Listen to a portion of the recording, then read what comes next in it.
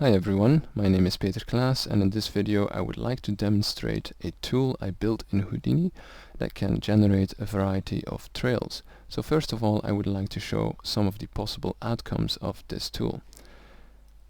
So it can output curves as meshes, it can output curves just as curves, and they will then be rendered by Mantra as surfaces. It can output the curves with different attributes so that the color will vary over the length, same as the alpha, it will fade. The width can vary as well, so different attributes can be mapped, can be outputted as particles, and the alpha will be maintained. It can be outputted as a blob mesh, and then the surface colors can be inherited and blended with some of the colors of the trail. It can also work with fast-moving objects, in the sense that it only needs 4 or 5 samples of this fast-moving object to generate curves that will interpolate between those points. So as you can see, the color values interpolate between the points. In this case, another attribute, which is the velocity, is applied to these curves. And since this is just a vector, this can be multiplied a lot, so we can really boost this velocity and get these funky fractal patterns going. The nice thing as well is that we can map this along the length of the curve. In this example, there is a skinned surface which has velocity motion blur on it. So what's happening is, in this case, in this area of the trail, the velocity is 0, and then it gradually ramps up to become a lot more. So the same thing over there, 0 in the beginning and then a lot at the end. The only difference here is the direction of the velocity vector, which is inherited from the surface rather than generated from a bunch of particles. Okay, so let's get started. In Houdini, just create a new sphere, from the shelf and then hide it because I don't need it anymore. I'm going to create it as a polygon. Give myself a bit of space to work with, and I'm going to add some groups. So first group I want to add is my trail group, which will basically define the points that are inside of this group and that will be used for the trail. So I want to name it trail group, I want to get the points, I'm going to group by expression, and I want all the points that have an x value higher than 0. So as we can see now, only use this side of the sphere. At the moment I'm going to output sort of two nulls, two directions. One will be the rest geometry, and the other null will be the moving geometry. In order to have moving geometry, I will have to transform this geometry, so I'll just add a transform in there and add a few expressions quickly to get some movements going on onto the sphere. So this doesn't really make that much difference as long as it moves a bit random. Okay. So let's have a look now at the moving sphere. It should be, it's just moving about. Okay, and let's lay down, or rather let's install the trail tool. So go to File, Install Digital Asset Library. The tool I want to use is PC Trail Include OTL, right? And as you open this, you'll see that actually it's more than just one tool, because I believe in the macro design principle, in the sense that small tools are used to design a big tool. So I've got all these different little tools that do things inside of my big tools, and that can be used separately as well. They can be used outside of my tools as soon as this library is installed. Okay, so let's lay down this tool. So there's my PC Trail Include. First thing that I need to do is assign the object, the sphere object, under the Controls tab as my transform object. So I'm going to just drag and drop this. I'm going to get my out geometry. So the source geometry over there will be the moving geometry, so I'm going to put that to out. The rest geometry will be my rest geometry. And I know that the group is called trail GRP and that it includes all the points. So let's have a look at what this does at this point.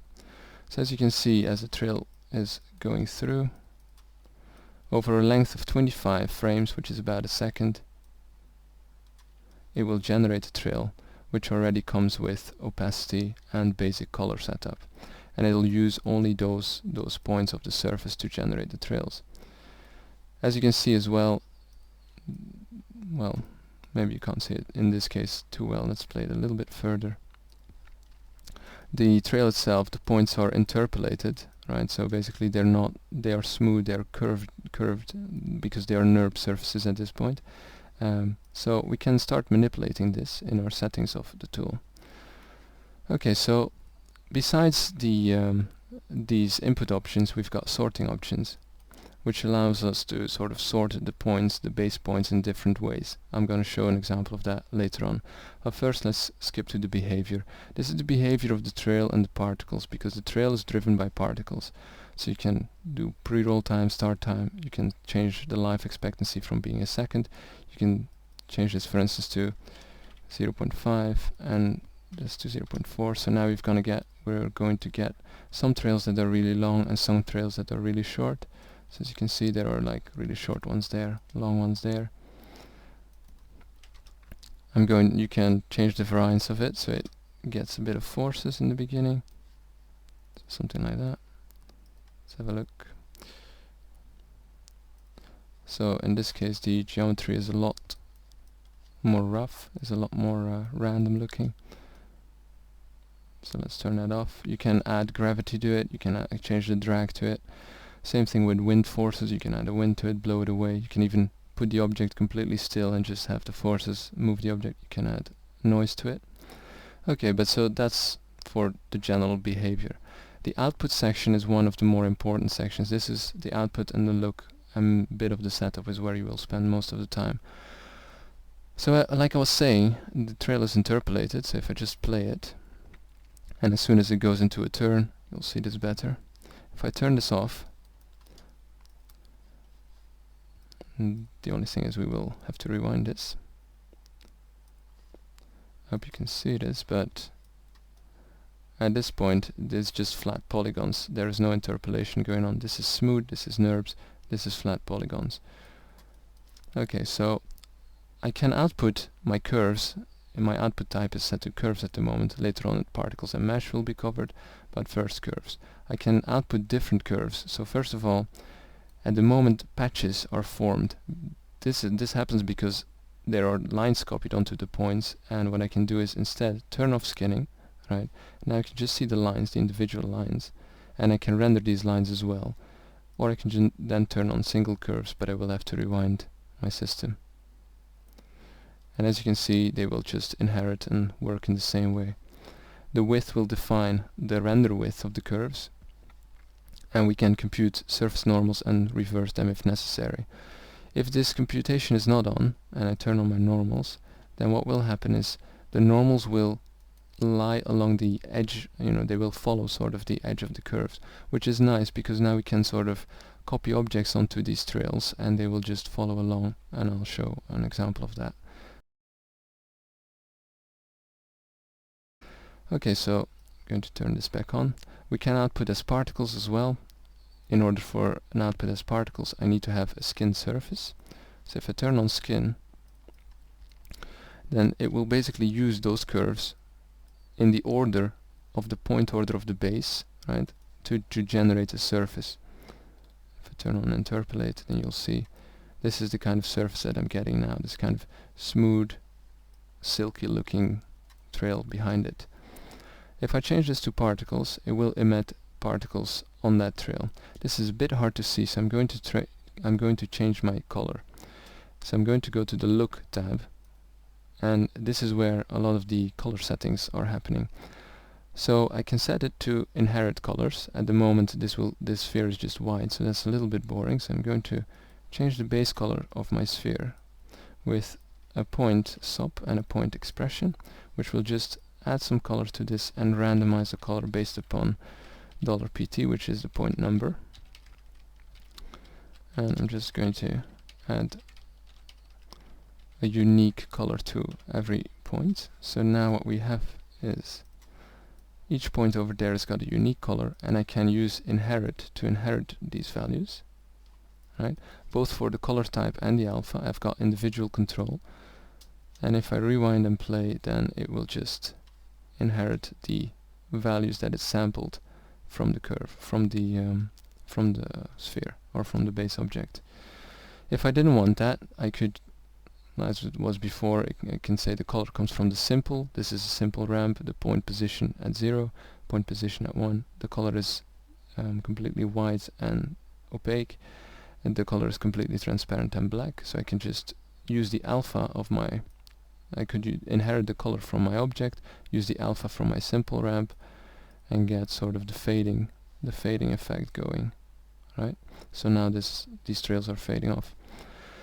I can make it more advanced and go to a ramp with 5 different colors. So you can just change these colors. I'll change this to ramp 5 just to show the colors. Note that at this point my alpha type is still set to simple. If I just set it to inherit, which basically sets it to 1, then we can see the color values quite well. So you can kind of see them evolve over the time. Okay, so then what else can we do? We can use an animation curve, which will basically allow us to, say, set a color value at 1. So I'm just going to keyframe this. A color value, different value, something like blue at this frame. As long as you stay within the range of 100, you can do whatever you want, pretty much. Key this, and once more, maybe near the end, to something a little bit darker, something like that, and key that. And we can use that as an animation curve. We can also animate the alpha if we wanted to. So now it is inheriting those keyed values. If we wanted to adjust this, we can just use the channel editor and adjust these values, graphically. So the red, green, and blue values separately. So that's for the different color options, with the exception that all of these ramps can be combined with the inherited color. For instance, if I say I can tint my inherited color with simple ramp 5.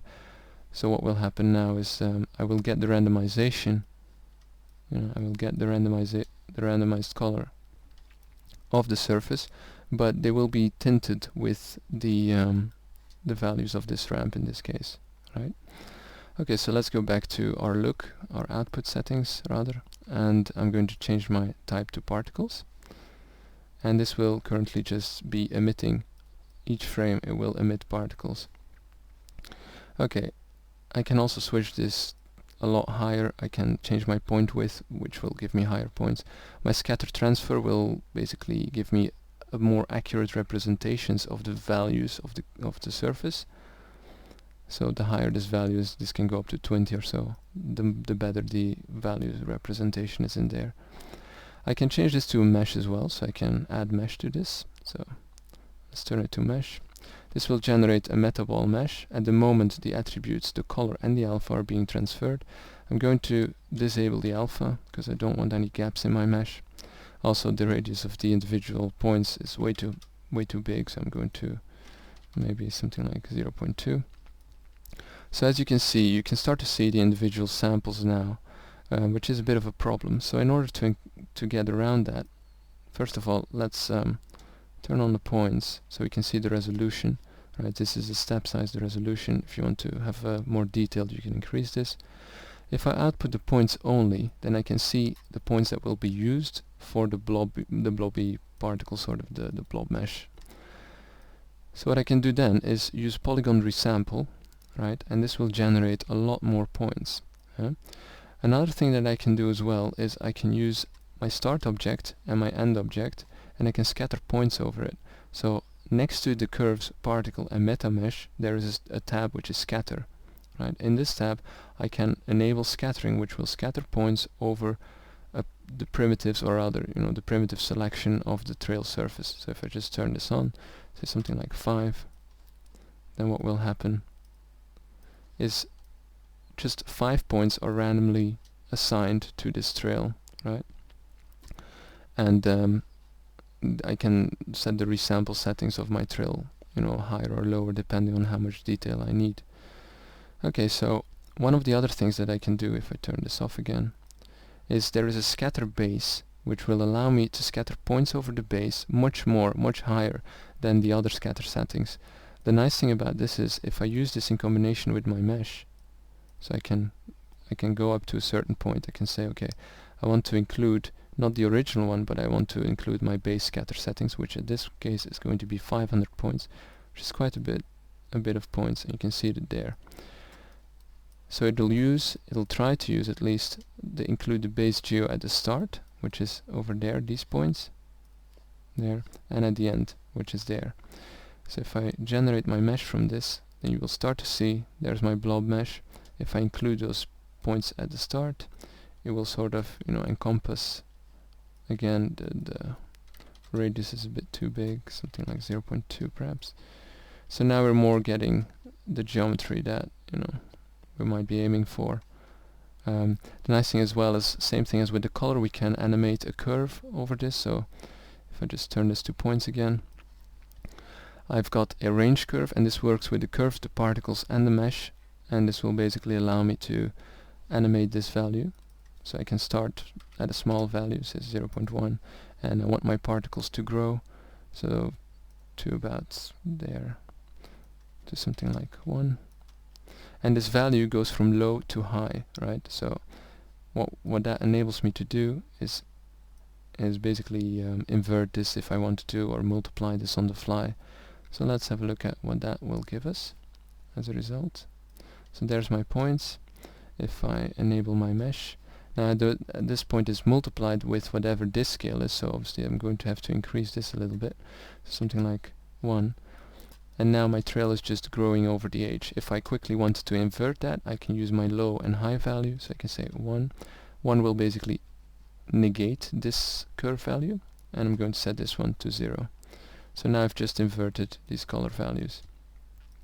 So as this thing will play a little bit further, the lifespan of the particles is set to 25 frames, so it's 1 second.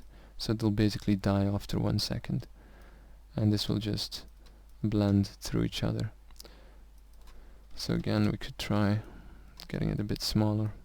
And if we needed more detail, we can up the step size, but this is generally good enough for preview view purposes.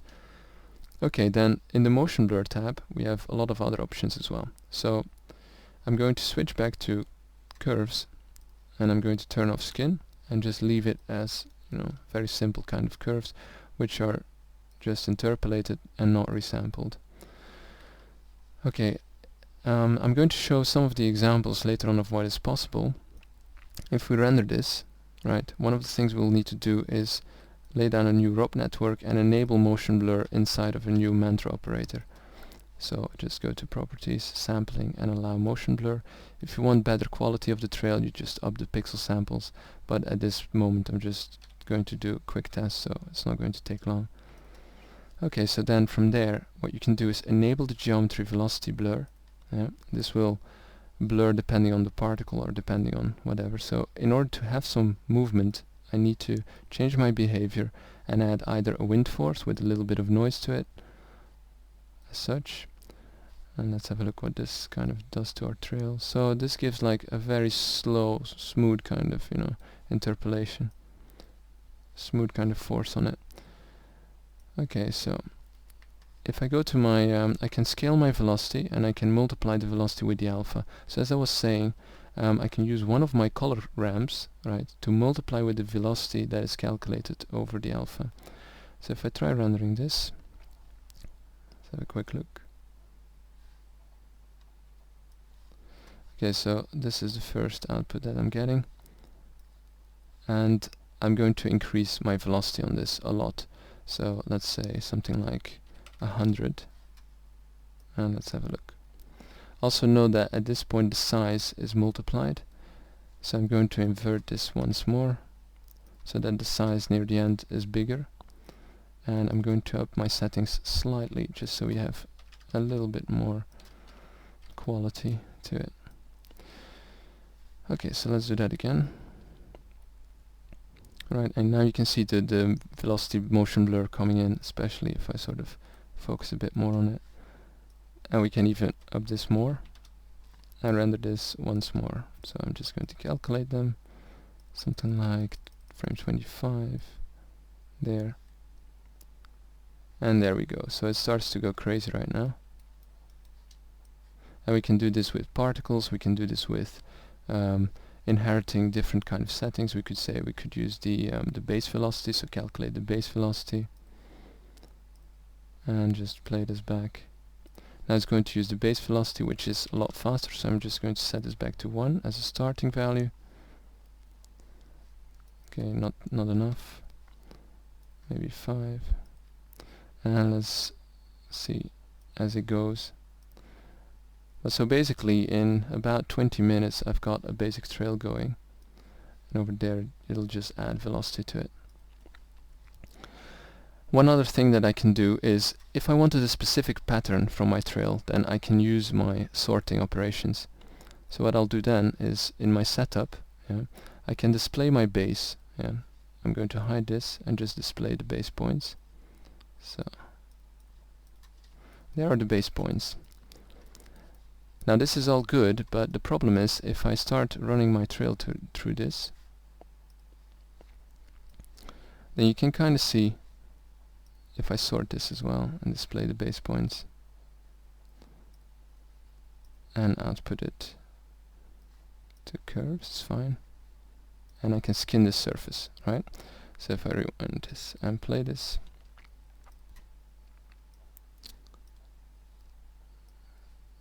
right, so this is basically what is going on.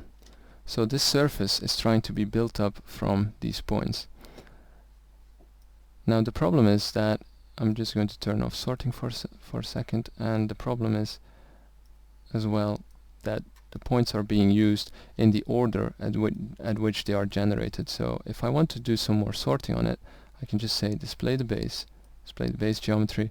What if I wanted to, instead of use 0, 1, 2 and then 3, 4 as what is happening now,